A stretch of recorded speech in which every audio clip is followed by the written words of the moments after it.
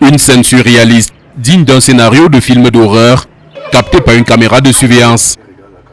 La fillette en image, âgée de 10 ans seulement, après s'être assurée d'être à l'abri de tout regard, porte un enfant de 2 ans visiblement endormi, puis fonce vers les latrines en courant.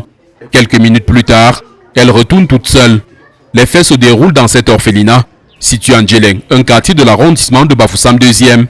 Après avoir constaté la disparition de la fillette de 2 ans, les responsables de l'orphelinat se mettent aussitôt à sa recherche. Tout le monde cherchait, même elle cherchait l'enfant. Tout le monde cherchait l'enfant. Après maintenant, on commence à regarder les caméras. Partout dans les caméras, on ne voit rien. Mais la dernière position où on voit dans les caméras, c'est quand elle entre avec l'enfant dans la chambre. Mais après maintenant, après avoir fouillé, on appelle les numéros, on appelle le 117, 113, 118, mais il n'y a rien. À 5 heures, nous sommes sortis voir les policiers. Une seconde analyse des images de la caméra de surveillance permet d'identifier celle qui a fait disparaître l'enfant recherché. Apparemment, quand elle est entrée dans la chambre, avant la prière, elle a envoyé l'enfant par la fenêtre.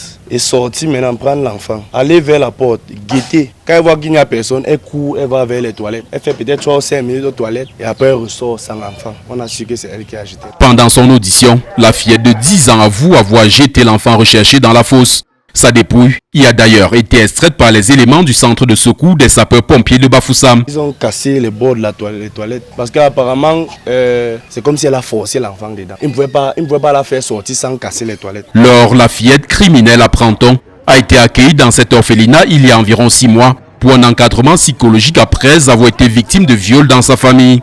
Au terme de sa période de rééducation, elle avait refusé de retourner en famille.